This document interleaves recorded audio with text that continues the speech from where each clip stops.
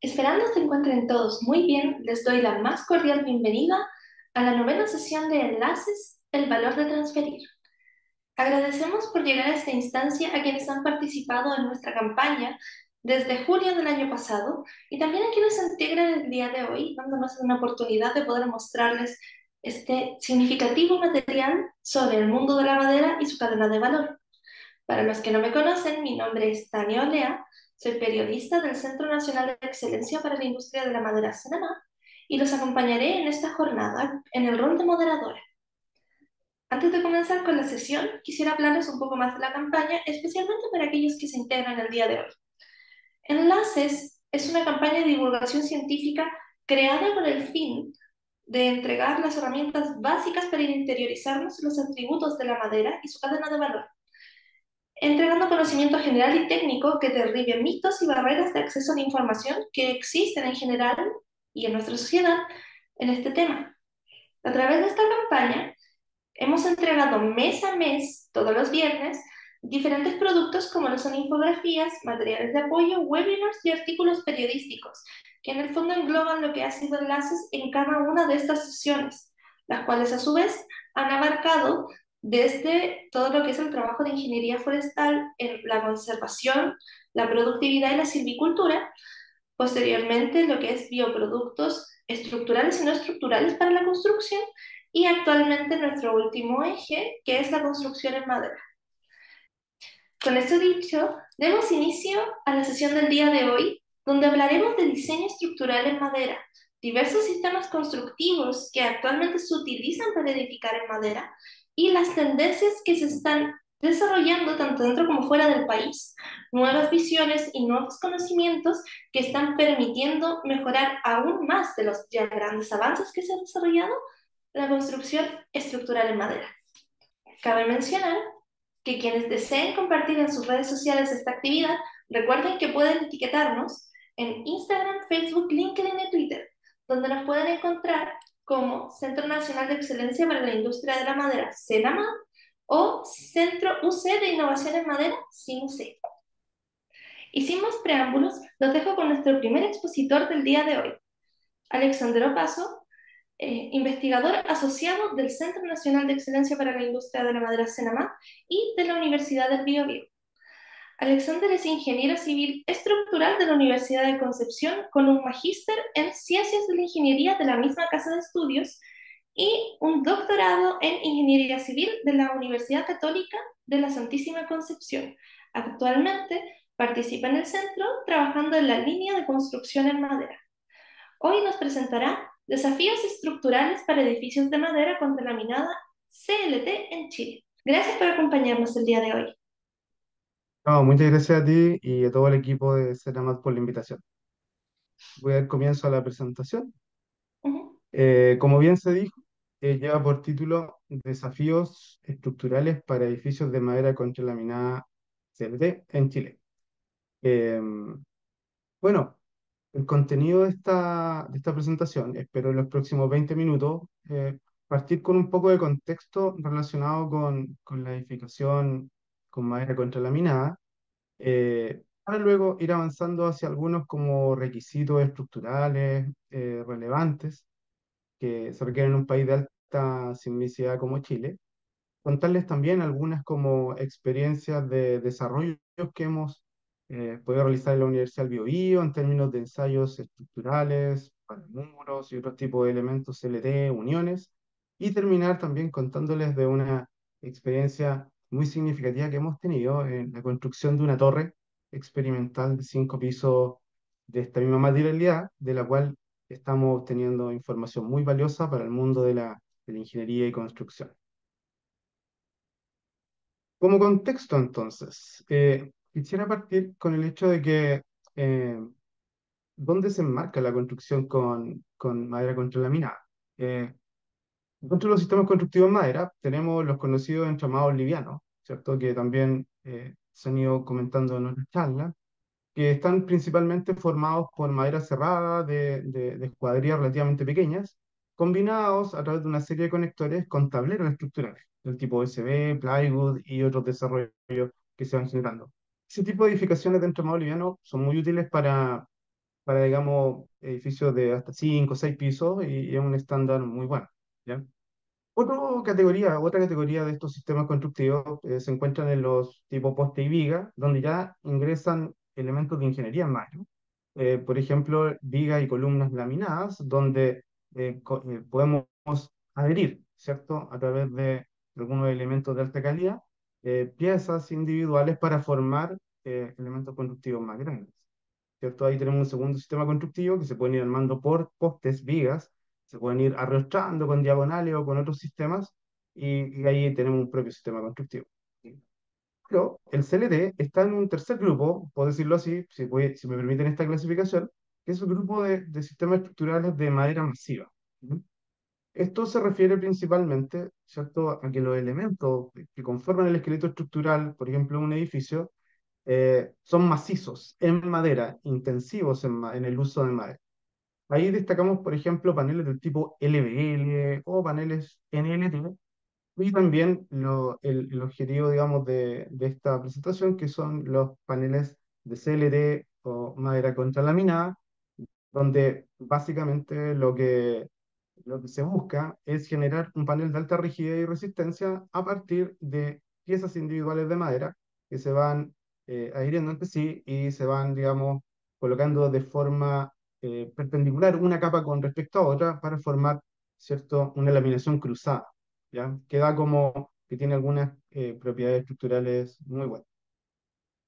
Este sistema de CLT obviamente también ha tenido un auge a nivel mundial, y aquí hay una fotografía de algunos edificios emblemáticos. No es como un reporte exhaustivo, estos son solo algunos proyectos, hay muchos más, ¿ya? Que en el fondo reflejan que ya esto es una realidad a nivel mundial.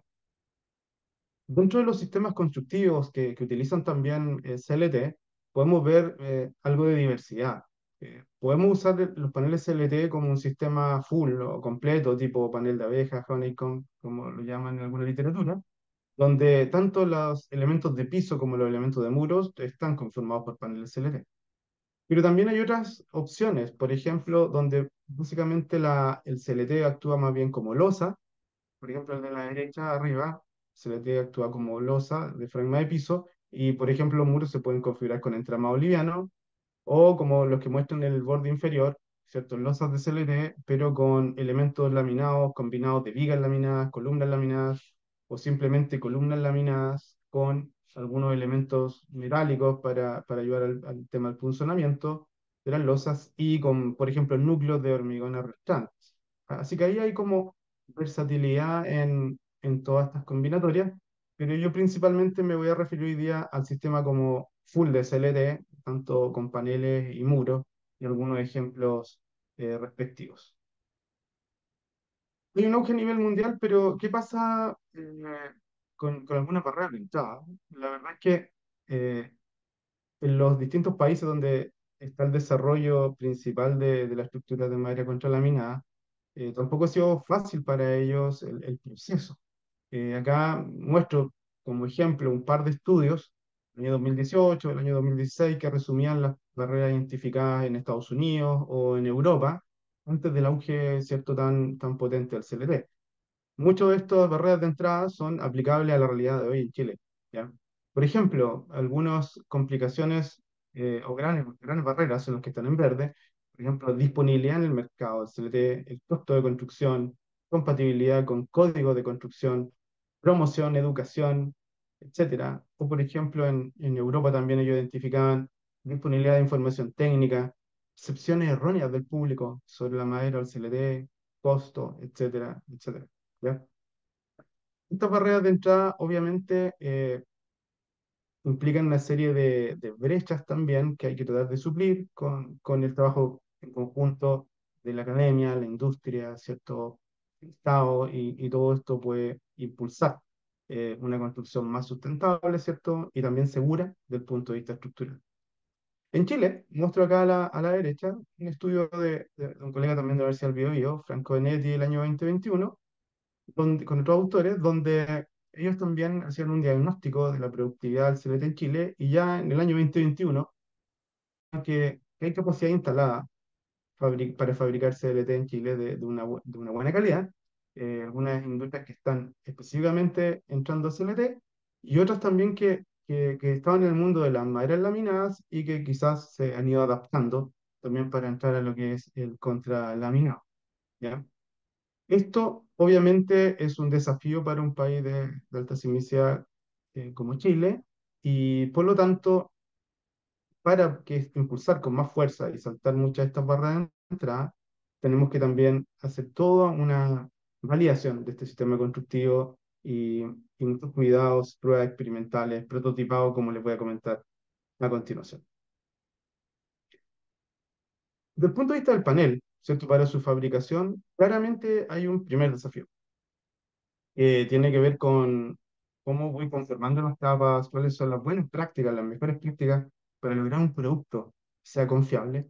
De ahí nosotros nos podemos ir apoyando de normativas internacionales, por ejemplo, la de la izquierda, normativa de vertiente norteamericana, o normativas europeas que nos van dando como luces de cómo fabricar, cómo testear los paneles, con qué solicitaciones testearlos, qué requisitos se deben imponer a los componentes, por ejemplo, la madera, los adhesivos, y qué requisitos deben cumplir de rigidez y resistencia también los paneles, frente a distintos tipos de carga, ¿ya?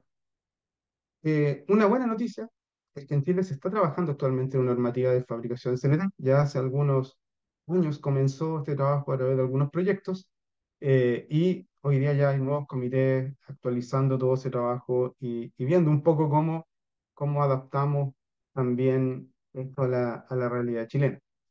Como Universidad del Bio Bio, también hemos hecho lo nuestro. Acá les muestro unos ensayos del año 2017 de unos paneles CNT fabricados en la región del Bio Bio, con madera pino radiata de calidad estructural relativamente baja, C16, de tres capas, un espesor de casi 100 milímetros.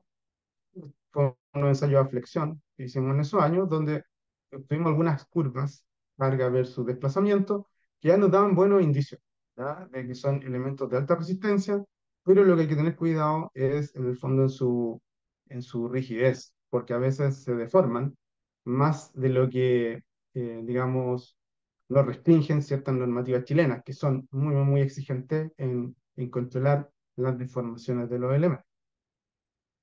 Pues bueno, no solo en fabricación, sino que también desde el punto de vista del diseño estructural, necesitamos tener más requisitos y verificaciones. Como se muestra acá, siempre hay que tener cuidado con cumplir algunos estados límites de serviciabilidad, donde la estructura debe tener una buena rigidez, y también debemos cumplir algunos estados límites de seguridad, donde la estructura debe tener una buena resistencia y una buena ductilidad. Para esto hay que controlar varios fenómenos de desplazamiento, vibraciones, resistencia, diseñar diafragmas, muro de corte, uniones, etcétera. Y acá también hay una buena noticia de que se está trabajando en comités normativos para desarrollar una norma chilena de diseño estructural con CLT, ¿ya? Así que esto es de primordial importancia para poder, ¿cierto?, potenciar la construcción de este tipo de edificaciones. Dentro de los elementos estructurales, a mi parecer, los muros tienen un rol protagónico, ¿ya? Así que queremos estructurar todo en CLT, ¿ya? En este caso, tanto en los muros, pero también en las losas, no solo es importante la calidad del panel en sí de CLT, sino que también todas las uniones que participan en estos elementos. Por ejemplo, para el caso de un muro, debido a cargas laterales, yo puedo tener una serie de fuentes de flexibilidad o posibilidad de movimiento de estos muros. Como ustedes pueden ver ahí, rotación, balanceo, deslizamiento, etcétera. Y para poder controlar todas esas fuentes de deformación, yo necesito incluir conectores, ¿ya? Conectores que tengan buena rigidez, que den una adecuada resistencia, pero que también puedan tener características de ductilidad para un país sísmico. Y esos conectores, ¿cierto? Sí, como estos elementos representativos en verde que están en la figura inferior, ese tipo de conectores nos pueden ayudar a que todo el sistema estructural tenga un buen comportamiento, ¿ya? Así es que claramente tenemos que conectar entre sí paneles con otros elementos de madera, por ejemplo, y conectores tipo clavos, tornillos, esqueados, tornillos autoperforantes, y también una serie de herrajería metálica, por ejemplo, del tipo hold down para evitar el levantamiento de algunos paneles, angle brackets para evitar deslizamiento de algunos paneles en algunos sectores. Con las uniones más los paneles, yo puedo ir configurando un sistema estructural que sea como de buena calidad. Acá les muestro ahora algunos ejemplos de ensayos experimentales que hemos desarrollado en la Universidad del Biobío, ya hace varios años, para probar distintos conectores frente a distintas cargas, conectores tipo hold-down, tipo angle brackets, conectores tipo spline para unir dos paneles entre sí SLT, ver modos de falla de los clavos, de los tornillos autoperforantes, y lograr generar algunas curvas carga-desplazamiento que nos permitan caracterizar los conectores, hacer los diseños estructurales y darle mucha información a los ingenieros, ¿ya? Para un buen diseño de este tipo de elementos. Ensayos de uniones, ¿cierto? Fueron uno de los primeros para, en el fondo, ayudar en la caracterización y complementar los catálogos de muchos de estos fabricantes internacionales de conectores. Pero también fuimos avanzando en lo que es ensayos ya de muros. Aquí les muestro una fotografía, ensayos de carga lateral que hicieron en la Universidad del Biobío en el año 2017 también, con dos paneles LTE de 1,20 por 2,40 que se unieron en el borde, perdón, en el centro verticalmente, unión tipo spline, que es un elemento de madera ahí que se encaja en un sacado que tienen los paneles, con tornillo autoperforante o clavo. Y también tiene una serie de angle brackets, herraje metálico en la base, y se le aplicó carga lateral y se monitorearon desplazamientos horizontales y verticales en algunos sectores estratégicos. Con esto también se obtuvieron curvas, carga versus desplazamiento para estos paneles, lo cual nos permite diseñar, calibrar modelos numéricos, dar mucha información para todo el proceso de diseño estructural. ¿Ya? Estos también fueron muros con madera C16, de tres tapas, etcétera. Son algunos ejemplos solamente de ensayos.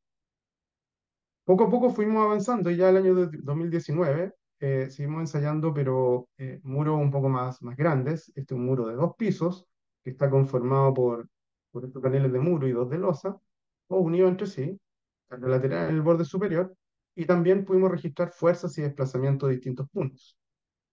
Toda esta información la pudimos compartir en congresos nacionales e internacionales también con colegas de la Universidad del Biobío y ir estudiando los modos de falla de estos paneles, las resistencias, ¿cierto? Qué tan dúctiles eran algunas de sus uniones y todo preparándonos, ¿cierto? Para un salto un poco más importante que tiene que ver con avanzar en el prototipado de este tipo de edificaciones.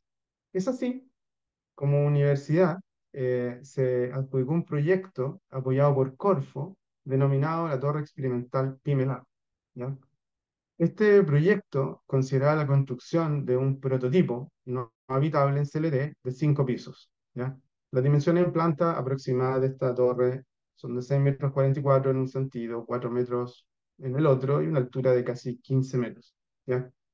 Para poder construir esta torre, la universidad no podía trabajar sola, por lo tanto se asoció con una serie de empresas, algunas regionales, de la región del Biobío, otras de impacto nacional, y que en el fondo trabajaron en conjunto en un proyecto liderado por algunos colegas también de la universidad, para llegar a construir este elemento.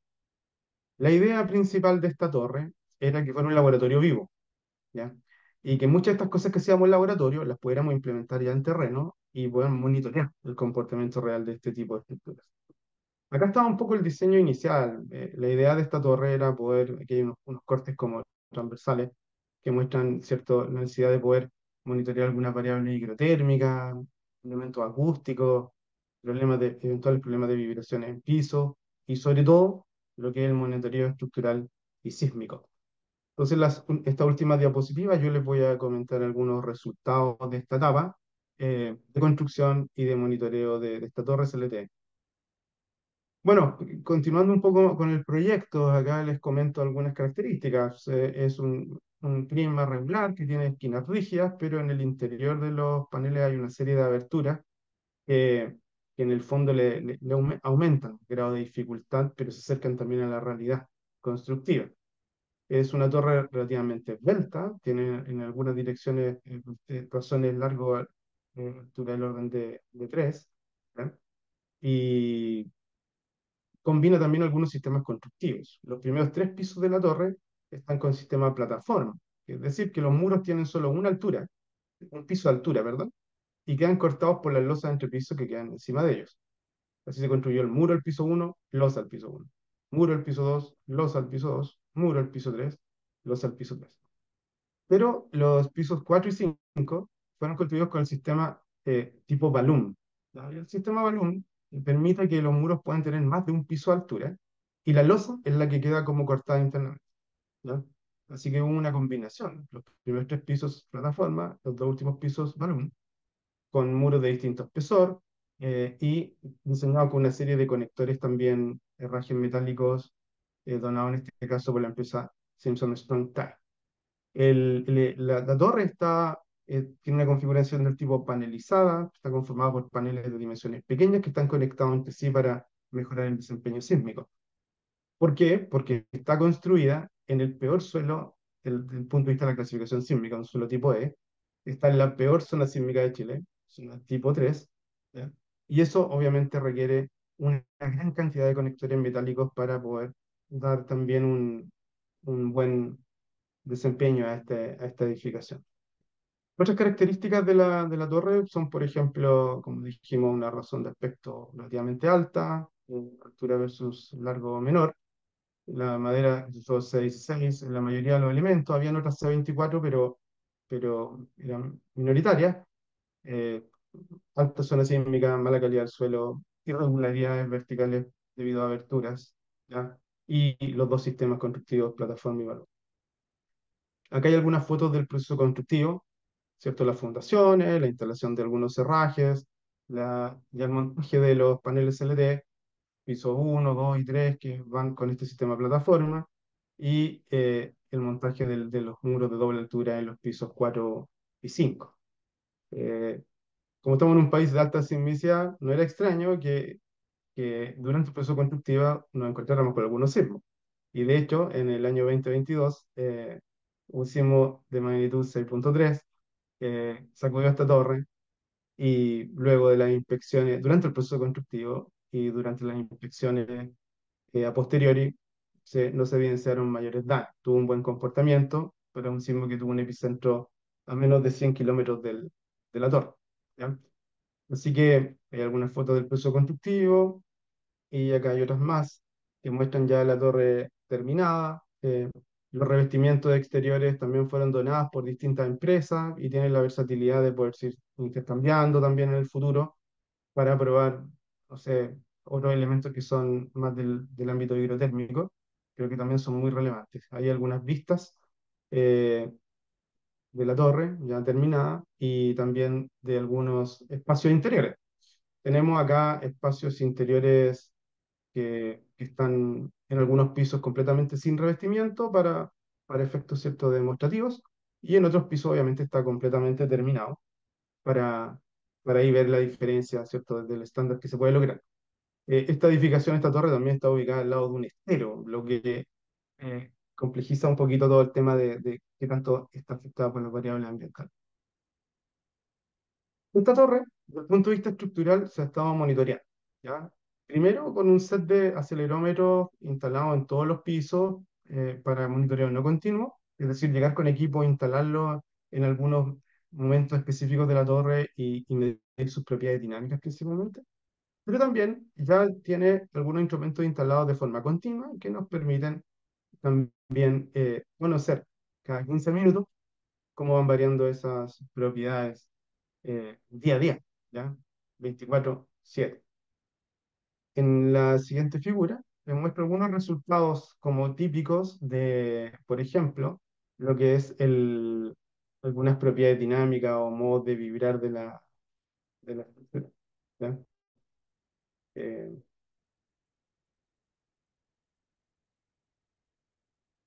por ejemplo, aquí hay una de las formas de vibrar principales en el eje débil de la torre, y así sucesivamente. Formas de vibrar de la torre en la otra dirección. Están las frecuencias detectadas. Se detectaron 5 modos de vibrar de esta torre. Hay un modo de vibrar torsional también.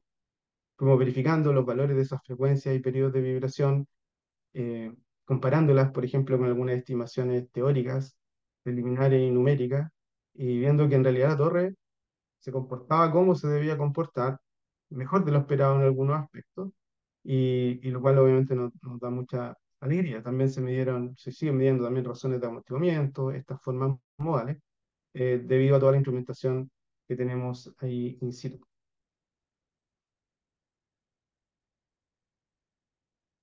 Acá también les muestro un registro de un sismo también, 5.5 MW, que estuvo también ahí relativamente cerca de la torre, también como unos 100 kilómetros, un poco más. Acá los tres figuras de la izquierda son acelerogramas de respuesta de los instrumentos instalados en el quinto piso de la torre. ¿Ya?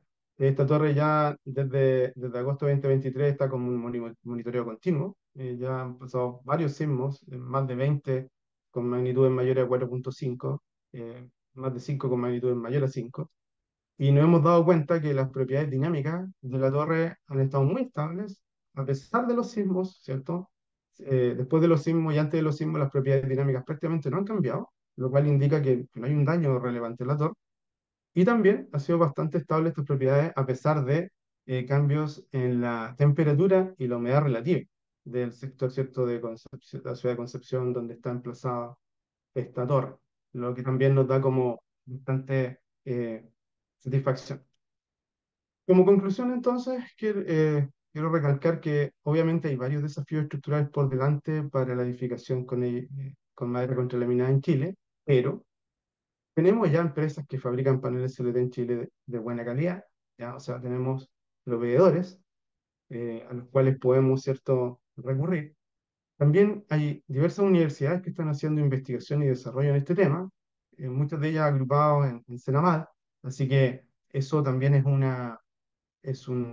algo muy importante para ir atacando estos desafíos que se vienen. Se está avanzando, como les mencionaba, también en la actualización normativa de fabricación y diseño estructural con CLT, y hay interés de desarrollar proyectos de este tipo de edificios, impulsado tanto por instituciones públicas y privadas, lo cual, cierto, es bastante bueno. Y claramente la torre experimental CLT, Gimelab, que está instalada en la Universidad del Biobío, también nos ha entregado información muy valiosa. Hemos obtenido propiedades dinámicas, que son indicadores muy importantes de la salud estructural de este tipo de edificaciones. Están en rangos esperados, en rangos bastante estables, a pesar, ¿cierto?, de la ocurrencia de eventos sísmicos y variaciones climáticas. Obviamente, esto sigue en proceso y se monitoreo día a día. ¿Ya? El monitoreo continuo, obviamente, de esta torre genera información muy valiosa para la práctica ingenieril, que también esperamos ir trasvasijando en todas las actualizaciones normativas.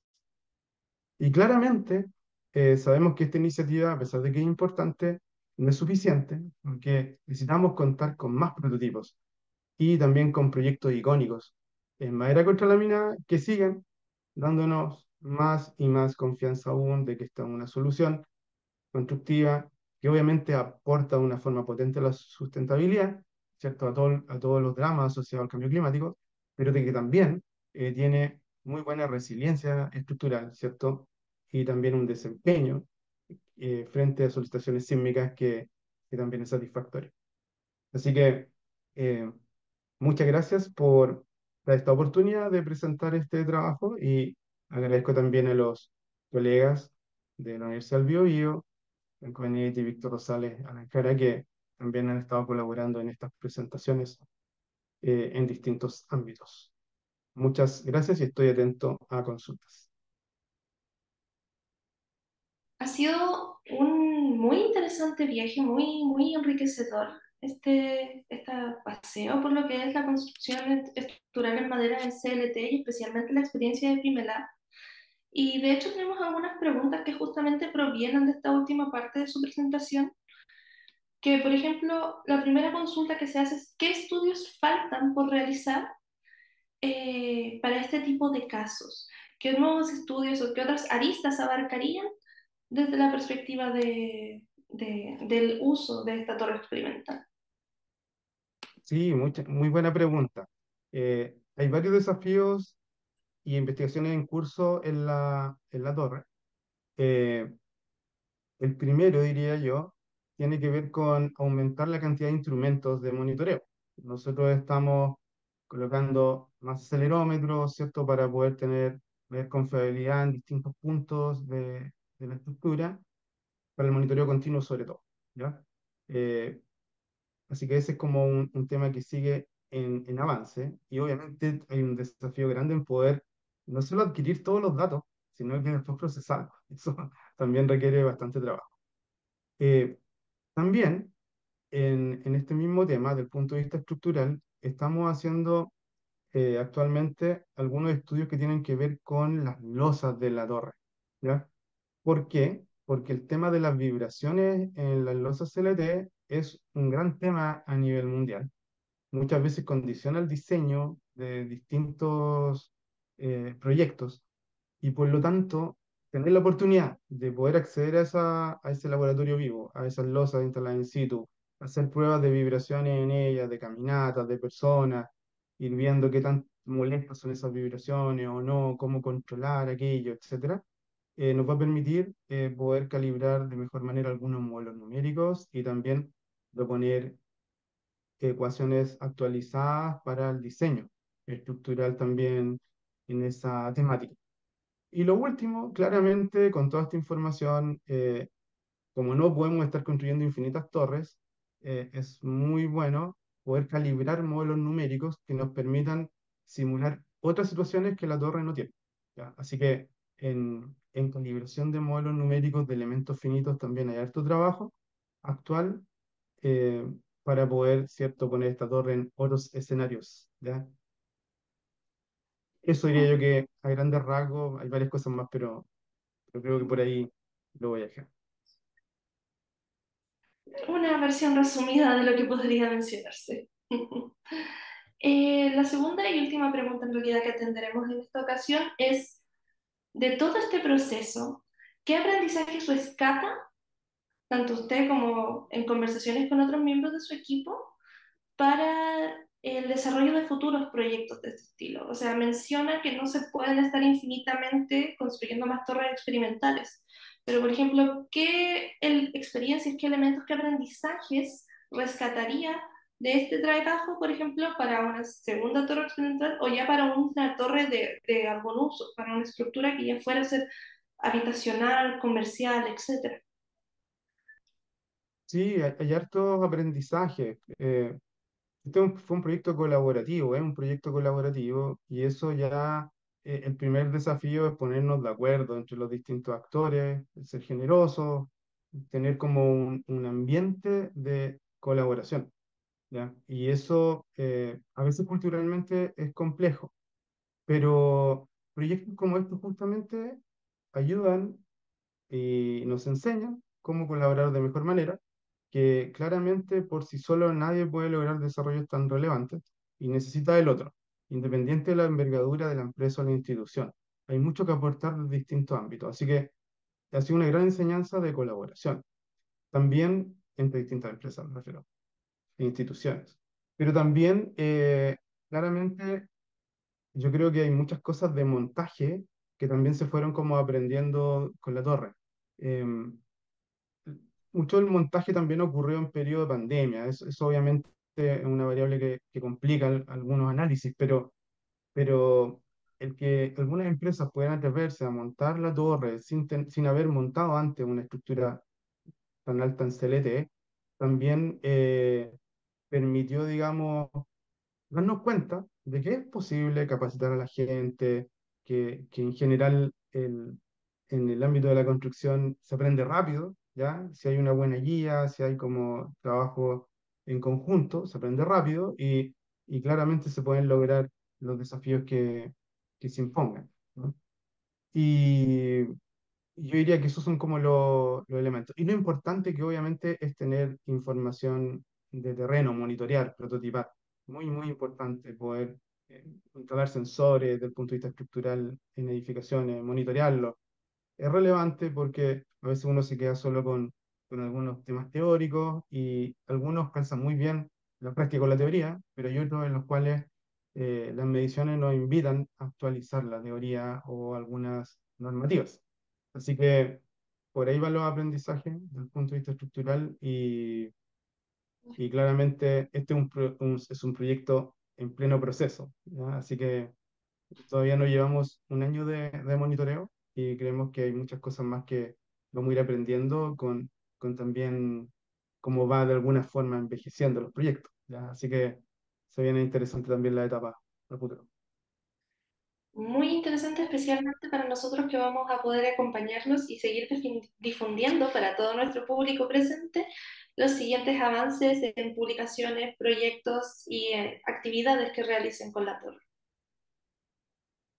Y Y obviamente también aprovecho de dejar la invitación para quienes de nuestros auditores, los que estén dando una vuelta por el sur de Chile, por la ciudad de Concepción, también se pueden poner en contacto con nosotros para visitar la torre, conocer el proyecto más de cerca, porque eso también es un objetivo de esta torre, poder ser un espacio de difusión y que se puedan romper algunos mitos, ¿cierto? De qué se puede hacer con madera y qué no se puede hacer con madera. Así que también es muy distinto ver las cosas en terreno, eh, y en eso la torre está al servicio también en nuestra universidad con su rol también estatal y público, así que estamos en contacto para eso. maravilloso poder saberlo. Damos las gracias nuevamente al profesor Opaso por su presencia, por su participación en este webinar y damos paso al siguiente expositor del día de hoy, el investigador del Centro CIMUSE y CENAMAT y jefe del programa del Diplomado en Diseño, Cálculo y Construcción en Madera, Pablo Quindos. Pablo es ingeniero técnico de la Universidad de Santiago de Compostela y doctor en ingeniería en la misma casa de estudios, además de haber ejercido como investigador postdoctoral en la Technische Universität Braunschweig y en Fraunhofer Institute for Wood Research. Hoy, Pablo nos presentará construcciones híbridas hormigón-madera. Bienvenido, Pablo. Muchas gracias por acompañarnos el día de hoy. Muchas gracias, Tania. Bueno, bienvenidos a todos y a todas a este seminario. Voy a ir compartiéndoles la pantalla y partimos. Muy bien. Bueno, como ya recién comentó Tania, el seminario de hoy, este segundo seminario, tiene que ver con las construcciones híbridas de hormigón y madera. A día de hoy existe un gran interés en la construcción con madera, en concreto la construcción en altura. Y resulta que una de las mayores posibilidades de futuro para emplear la madera reside principalmente pues, en esto, ¿no? En combinar la madera con el hormigón. Entonces, en este seminario lo que vamos a hacer va a ser una introducción de cómo está el arte a este respecto, qué edificios han construido y qué tecnologías existen para combinar el hormigón con la madera. Luego, finalmente, también haré un barrido muy preliminar, introductorio, digamos, sobre los principios de diseño estructural de estas estructuras, ¿vale? Bien, partimos entonces y lo primero de todo me gustaría introducirles cuál es el beneficio de combinar hormigón con madera, ¿no? ¿Por qué se nos ocurre esto? Bueno, pues básicamente lo que ocurre es que como cualquier material compuesto, eh, tratamos de, lógicamente, maximizar los beneficios que ofrece cada uno de los dos materiales, ¿no? De tal modo que podamos, por así decirlo, aprovechar al máximo los beneficios, las ventajas y disminuir los inconvenientes de cada material, ¿no? De este modo, podríamos resumir que el hormigón lo que gana al combinarse con la madera es que reduce mucho el peso sísmico. Tenemos que tener en cuenta que más o menos una estructura de madera suele pesar entre un tercio y un medio lo que pesa una estructura equivalente de hormigón. Por otro lado, también gana aislamiento térmico. La madera tiene más o menos 7 veces, es un material 7 veces más aislante que el hormigón. Entonces, para la ejecución de envolventes, por ejemplo, pues podemos lograr un envolvente mucho más aislante. También, lógicamente, se ve beneficiado en términos de indicadores ecológicos, en particular, por ejemplo, en el tema de la huella de carbono embebido que tiene el material, dado que la madera, como sabemos, es un material que almacena carbono, básicamente, en lugar de emitirlo al ambiente. Y luego, por otro lado, otras ventajas que ofrece la madera es que, lógicamente, es un material muy fácil de trabajar, muy rápido de ensamblar y por tanto podemos lograr altas tasas de productividad y de industrialización, ¿no? Con este material. Por otro lado, ¿en qué se beneficia la madera al ser combinada con el hormigón? Bueno, la madera lo que gana es resistencia y rigidez mecánica, lo cual posibilita, entre otras cosas, construir edificios en altura de una forma mucho más costo-económica. Luego, por otro lado, el hecho de que el hormigón tenga más masa no es del todo negativo. En concreto, es positivo para algunos aspectos físicos, ¿no? Más que mecánicos, como por ejemplo que ofrece una mayor masa térmica, por tanto la estructura tarda más en calentarse y en enfriarse. También tenemos un mayor grado de aislamiento acústico, tenemos mejor resistencia al fuego, por lo general, ¿no? Y también tenemos una gran resistencia a degradación biológica, en concreto por organismos xilófagos, ¿no? Entonces es por ello que ambos materiales se benefician mutuamente al ser combinados. Bueno, y este hecho, esta ventaja, lógicamente ha sido puesta en valor por varios países, tanto desde el mundo científico como el mundo privado y autoridades públicas, y a partir de ahí se han construido bastantes edificios de mediana y gran altura con madera, y en particular, como veremos adentro un poquito, pues muchos de ellos han combinado precisamente la madera con el hormigón, ¿no? Bueno, podemos ver que si bien el crecimiento ha sido exponencial y si sigue siendo exponencial, llama la atención que muchas de estas cosas se han realizado en Europa principalmente y ahora también se están construyendo mucho en Norteamérica y en Oceanía, especialmente en Estados Unidos. Cuando echamos un vistazo al número de edificios de mediana y gran altura que se están construyendo en todos los países, como digo, estamos viendo una tendencia exponencial, eh, y de forma extendida se está viendo este crecimiento en todas las regiones, tanto de Europa como de Norteamérica, ¿vale? Pero como comentaba, muy especialmente se concentran en Estados Unidos, ahora mismo el mayor crecimiento, y también en Europa Central y Europa Septentrional. Bueno, algunos edificios de mediana y gran altura que se han construido están aquí graficados, y podemos ver entre paréntesis el año donde se ha construido, ¿no? O donde se espera la finalización, en el caso de los dos últimos. Entonces podemos ver que la tendencia ha sido lógicamente al alza y ahora mismo, bueno, pues estamos hablando de edificios ya que superan los 100 metros de altura, ¿no? Bien, cuando echamos un vistazo, y ahora sí que es un tema muy importante en el contexto de este seminario, cuando echamos un vistazo, ¿qué tecnologías constructivas, qué tecnologías estructurales se utilizan para poder construir estos edificios? Nos podemos dar cuenta que si bien la cantidad de tipologías es muy variada, hay muchas formas de combinar la madera, el acero y el hormigón, la mayor parte de ellas, la gran mayoría de ellas, sin lugar a dudas, consiste en combinar madera con hormigón, ¿vale? Podemos ver que dentro de esta gran tipología, pues existen diferentes variantes, ¿no? Por ejemplo, podemos usar un podio de hormigón y sobre el podio de hormigón podemos simplemente incluir una estructura de madera, pero también podemos hacer que tengamos que sobre ese mismo podio podemos disponer un núcleo de hormigón y alrededor de ese núcleo, pues una especie como de envolvente, o si le queremos llamar así, o una estructura gravitacional de madera, ¿no? También es posible combinar madera con hormigón y también con acero, por ejemplo, sobre todo para rigidizar exteriormente en edificios que puedan tener plantas un poco más alargadas o irregulares y un único núcleo, es algo que también se hace, o también a nivel de losa se pueden incluir, más por un tema gravitacional, pues vigas de acero, ¿vale? Sin embargo, la tendencia que más está prevaleciendo y que más se está empleando en todo el mundo, bueno, pues es simplemente utilizar un podio de madera con un núcleo de hormigón y una envolvente de madera, ¿no?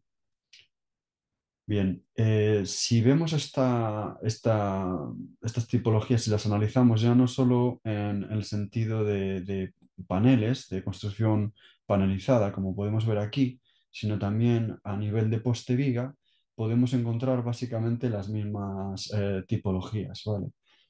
Donde, de nuevo, la más predominante, podemos ver aquí abajo, de hecho, disculpen que se me olvidó comentar, el número entre paréntesis indica el número de casos recientes que se han construido de proyectos, ¿vale? Entonces, lo más predominante también suele ser en edificios de marco, combinar podio de hormigón con núcleo de hormigón y luego el marco de madera, ¿no?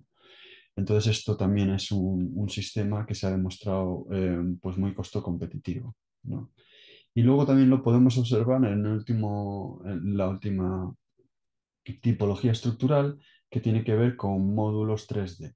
¿eh? Y podemos de nuevo ver que también en esta tipología estructural, pues lo más común es combinar la madera con el hormigón y principalmente utilizar esta tipología en donde de nuevo tenemos un podio de hormigón con un núcleo y y un envolvente de madera, ¿vale? Entonces ahora voy a hacer un pequeño resumen, me va a permitir que dibujo aquí un momentito, para explicar eh, cómo se supone que es el comportamiento y por qué está prevaleciendo esta estructura, esta tipología, ¿no? Si bien hay muchas variantes, como digo, esta tipología es la que más está prevaleciendo. Entonces, ¿cuál es el principio de funcionamiento? Bueno, la idea es que podamos colocar entonces una estructura consistente en un podio de hormigón y uno o varios núcleos de hormigón. ¿De acuerdo? De tal modo que, ¿qué es lo que logramos con esta estructura?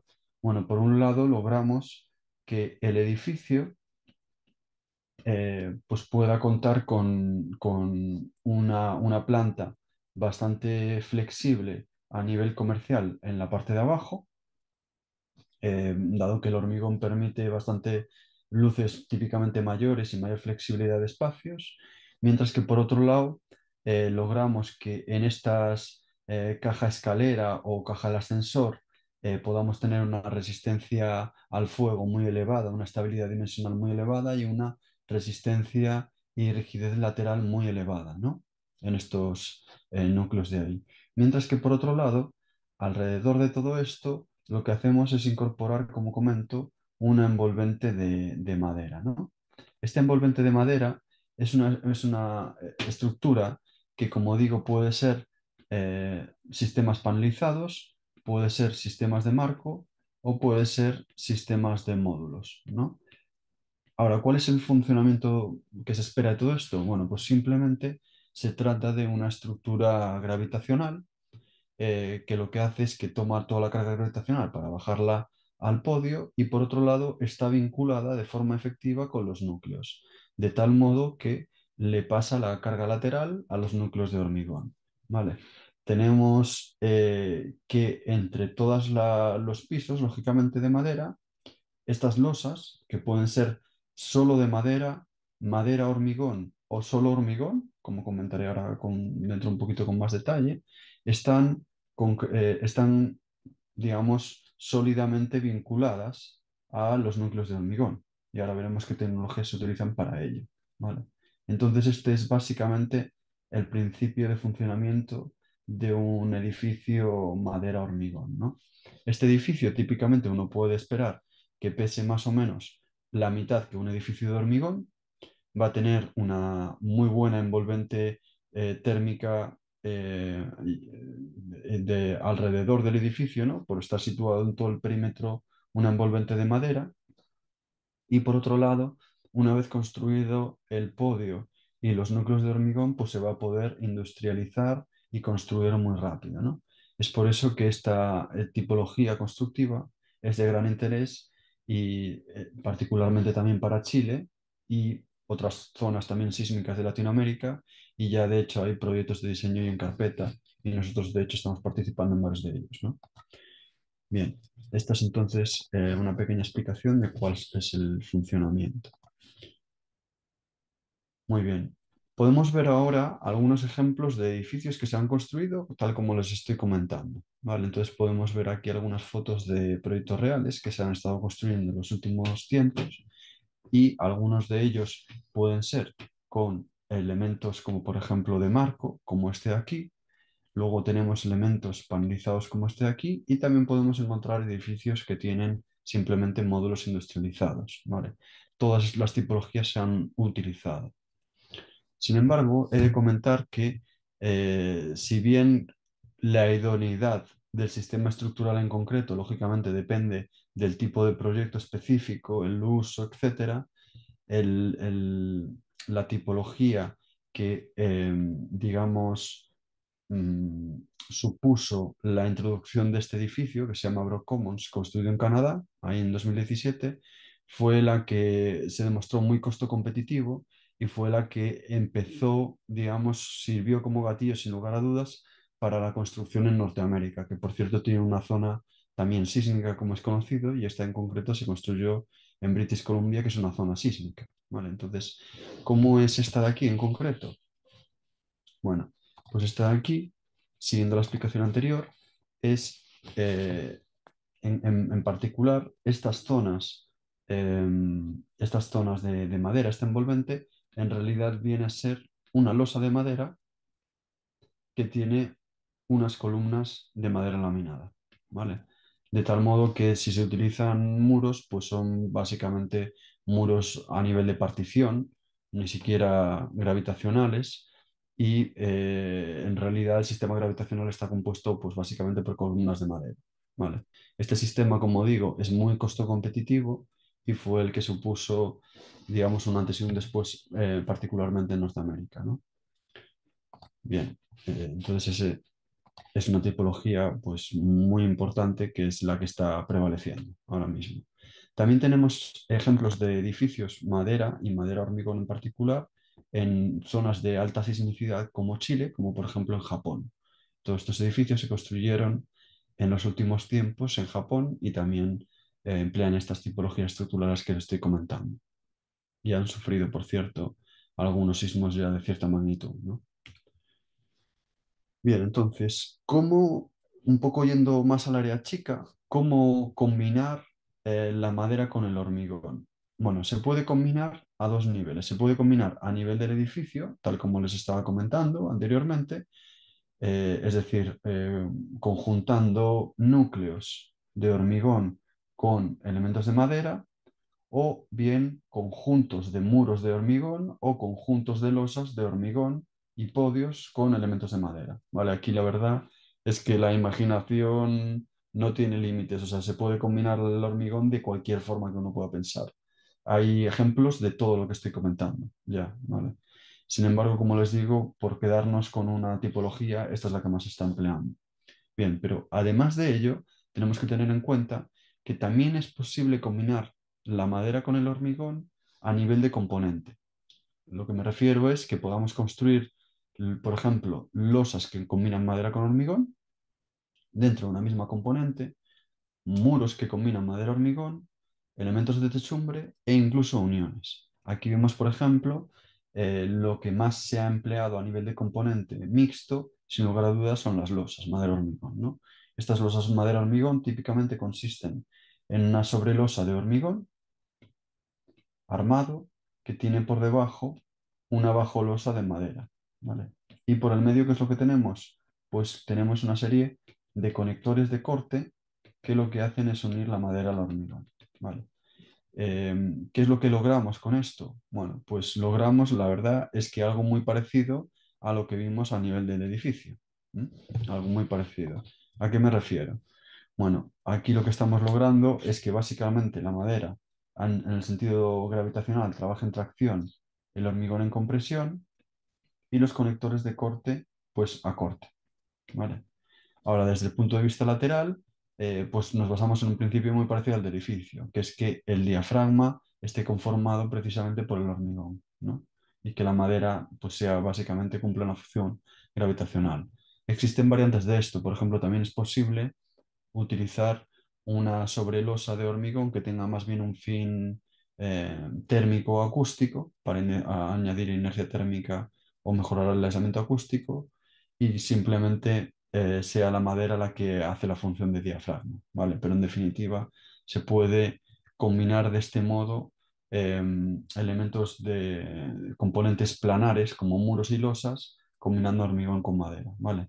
También es posible combinar hormigón con madera a nivel de uniones. Este es un artículo, por ejemplo, muy reciente que hizo un colega nuestro en la Universidad de Coimbra, y aquí lo que están tratando de hacer es que al unir, por ejemplo, una columna de madera con una viga de madera, pues en lugar de utilizar la típica unión de momento que utilizamos, podemos directamente utilizar un nudo de hormigón. Y ese nudo de hormigón, ¿qué es lo que, qué beneficio nos da? Pues nos da un beneficio de tener mucha rigidez, mucha capacidad, y también, por supuesto, que ese punto crítico de la estructura en particular pueda tener mucha resistencia al fuego, ¿no? Entonces, esto también es una forma muy sabia, digamos, de combinar los dos materiales y generar de nuevo estructuras que se pueden industrializar y construir muy, muy rápidamente y que son mucho más ecológicas, ¿vale? Bien. Yendo ya un poco más al detalle y ya terminando el seminario también, ¿de qué formas es posible unir específicamente el hormigón a la madera? Pues la verdad es que hay un montón de tecnologías disponibles, ¿vale? Por ejemplo, es posible aplicar lo que recién estaba explicando, esta unión, que sería, por ejemplo, yo quiero unir una componente de hormigón a una componente de madera. ¿Qué es lo que puedo hacer? Pues puedo simplemente emplear una barra de acero y que esta barra de acero directamente se embeba al hormigón, como es de costumbre, como siempre la utilizamos, y que por el lado de la madera, pues simplemente esté encolada, ¿vale? Esté encolada. Esta forma de vincular el hormigón con la madera es una de las formas, quizá, o quizá no, es la forma más rígida y más resistente posible, ¿vale? Esto puede ser interesante para unir, eh, para uniones en donde requiera mucha rigidez y mucha resistencia. Sin embargo, hay que tener en cuenta que, especialmente del lado de la madera, si bien es posible lograr fallos dúctiles, existen muchos modos de fallo frágiles y, por supuesto, un adhesivo pues siempre tiene un poco, se tiene un poco el recelo este, ¿no? De su comportamiento dinámico. Entonces es un modo de unión que sobre todo es recomendable para uniones que estén gobernadas por un diseño gravitacional, ¿vale? Otra forma de unir la madera con el hormigón consiste en utilizar un conector que por un lado sea un perno de anclaje en el hormigón y que por el otro lado sea simplemente, por si me permite la expresión, como una especie como de tornillo o conector convencional para la madera, ¿vale? Es decir, por ejemplo, tengo una sobrelosa de hormigón, o mejor dicho, tengo una bajolosa de madera y tengo una sobrelosa de hormigón, y algo que puedo usar es simplemente un tornillo que tiene hilo en la parte de madera y que luego con el hormigón pues es simplemente un perno de anclaje, ¿vale? De este modo se puede también unir madera a hormigón, y esto tiene la ventaja pues de que es muy fácil de instalar, ¿vale? Pero lógicamente se logran capacidades y rigideces mucho menores que con la tecnología anterior. Otra opción, quizá un poco menos ortodoxa, pero que en ciertos casos puede funcionar, es simplemente utilizar un conector mecánico directo para conectar hormigón a madera, ¿vale? Es decir, yo puedo simplemente colocar un tornillo en la madera y que este tornillo, eh, sobre este tornillo, verter el hormigón y que se asiente sobre el tornillo. ¿Qué es la desventaja que tiene? Bueno, pues que lógicamente los tornillos que se utilizan en madera suelen ser bastante más delgados y se produce un agrietamiento relativamente prematuro del hormigón, ¿vale? Pero para conexiones que no requieran tantísima capacidad ni rigidez, es una unión bastante interesante y muy, muy económica, ¿vale? Otra forma de conectar la madera con el hormigón, que quizá pueda ser un poco más sorpresiva, que estemos un poco menos acostumbrados, pero que es extremadamente efectiva, es simplemente utilizar un adhesivo, ¿vale?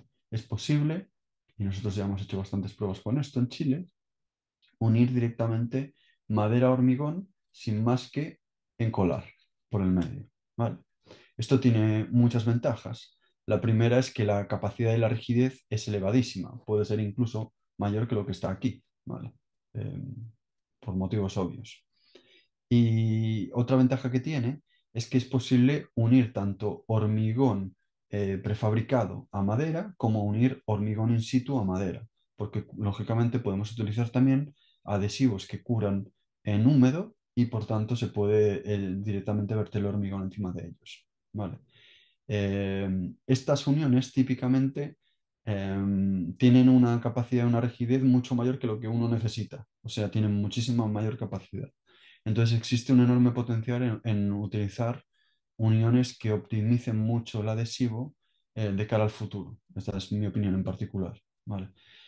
Em, Algo a tener en cuenta, eso sí, yo sé que hay varias alternativas de adhesivos que ofrecen cierta utilidad, pero a día de hoy muchos de los adhesivos son bastante frágiles, ¿no? Entonces esto sobre todo sería apto para uniones que estén gobernadas por criterios de diseño gravitacional. Vale, y finalmente, otra opción para unir madera a hormigón es simplemente utilizar algún tipo de herraje o de perfil metálico, para que de forma indirecta el acero, que como sabemos es muy fácil de unir al hormigón, por ejemplo, aquí podemos utilizar un perfil de acero para unir directamente al hormigón, ¿vale?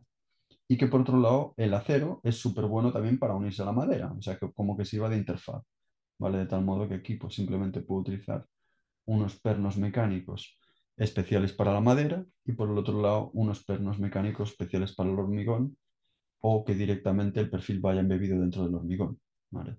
Entonces también es otra posibilidad para utilizarlo. Esta tecnología pues tiene la ventaja de que lógicamente es posible alcanzar ductilidades mucho mayores, ¿vale? Ya que tanto la madera como el hormigón precisamente se aprovechan del acero para tener ductilidad. Muy bien. Bueno, creo que no es necesario que me incorpore mucho en esto, pero si alguno de ustedes todavía no está muy familiarizado con el diseño estructural de lo que tiene que ver con la parte de madera, porque me imagino que del hormigón ya todo el mundo sí está familiarizado, pero con madera, recordarles que para lograr ductilidad, pues solo hay un posible modo de falla a nivel de uniones, que es que los conectores fallen por flexión de forma útil. ¿Vale? Entonces la estrategia, yendo un poco a lo anterior, la estrategia para lograr aquí un modo de falla útil, pues es básicamente que se doble el conector en la parte de la madera, ¿vale? Porque es la única posibilidad de vincular la madera a otro elemento y que falle dúctil, ¿vale? Muy bien. Y ya para finalizar, comentarles simplemente que cómo estamos en cuanto a los procedimientos de diseño, ¿no? Es decir, qué herramientas tiene a día de hoy el diseñador para poder, por un lado, diseñar elementos compuestos madera-hormigón y por otro lado, poder diseñar edificios híbridos madera-hormigón.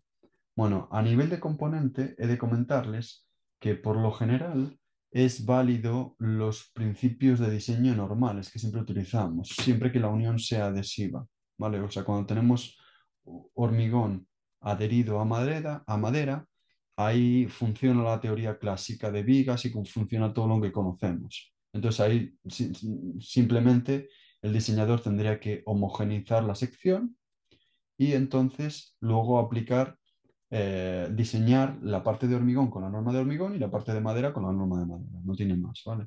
Ahora, si utilizamos conectores, o sea, las tecnologías de unión mediante conectores, no mediante adhesivos, como por ejemplo esta y esta de aquí, ¿cómo se diseña esto?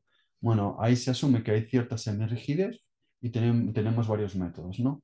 Pero uno de los métodos más conocidos es el método Gamma. El método Gamma lo tenemos en la norma de madera NCH 1198 prescrito, así que es posible aplicarlo en Chile sin ningún problema, sin ninguna restricción, y de este modo podemos entonces calcular a nivel de componente componentes compuestos de madera hormigón, ¿vale? Luego, a nivel de edificio, ¿con qué tenemos? ¿Qué es lo que tenemos ahora?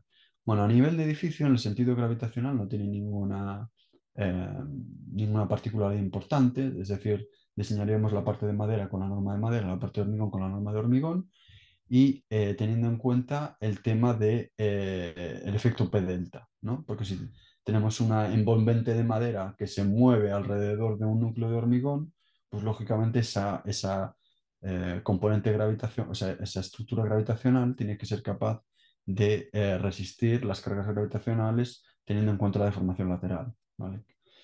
Ahora, más allá de eso, no tiene ninguna particularidad. Ahora, ¿qué ocurre con el diseño lateral? El diseño lateral sí que comentarles que todavía tenemos que hacer avances, ¿vale? Tanto en Chile como a nivel internacional. Porque ¿qué es lo que se está haciendo a día de hoy? Pues simplemente se está utilizando criterios muy conservadores para diseñar estos edificios duales o que creemos que pueden ser conservadores a juicio del diseñador, ya que en realidad los factores de diseño sísmico y otra serie de cuestiones que pueden hacer falta para diseñar lateralmente estos edificios, pues todavía no cuentan con valores específicos para este tipo de edificios. Así que, en resumen, lo que muchos diseñadores están usando son simplemente Rs, factores R o, en definitiva, factores de desempeño conservadores estimados a la baja para poder diseñar estos edificios, ¿vale? Entonces ahora la idea que tenemos en Chile precisamente es poder ahondar un poquito en esto para que el diseñador pueda utilizar principios de diseño específicos para estos edificios híbridos y de este modo pueda ser un poquito más afinado el diseño y todavía más costo económico, ¿vale? Bueno, pues nada, eso fue todo por mi parte. Espero que haya sido de interés y nada, cualquier cosa, pues nos pueden contactar y estaremos a disposición. Eso es por mi parte también. Muchísimas gracias, Pablo. Te agradecemos profundamente esta exposición y poder ampliar nuestro conocimiento hacia la combinación de materiales, como en este caso el hormigón con la madera y todos los beneficios que propone. Agradecemos nuevamente al profesor Guindos por su presencia y les recuerdo que este webinar lo subiremos a nuestra página web www.senamat.cl en los últimos días del mes, junto con todos los demás elementos de esta sesión, la infografía, el material de apoyo y el artículo que sacaremos próximamente. También en la página web pueden acceder a las distintas sesiones que realizamos a lo largo de estos pasados 8 meses, revisitarlas, descargar los distintos contenidos generados para cada una de ellas y también pueden inscribirse para ser parte de esta 10ª y última sesión de enlaces que realizaremos en el mes de abril. Sin más que decir, agradecemos a todos los presentes por su participación en esta 9ª sesión de enlaces, el valor de transferir. Si están inscritos, les recuerdo que desde el próximo viernes van a recibir en su correo el artículo periodístico que resume todo lo que hemos trabajado en esta sesión para entregarles un texto completo sobre diseño estructural en madera que pueden descargar y también compartirse si lo desean. Igualmente, los dejo invitados desde ya a ser parte del 10º y último mes de enlaces que comenzaremos desde el primer viernes de abril.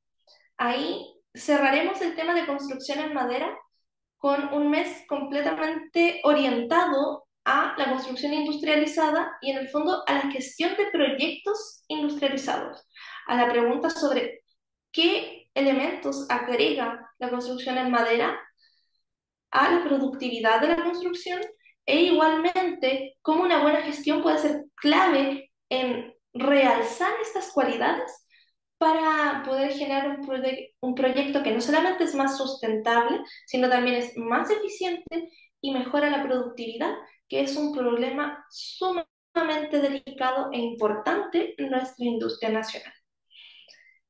Los veo en la próxima sesión de enlaces. Tengan un excelente fin de semana y saludos. Nos vemos.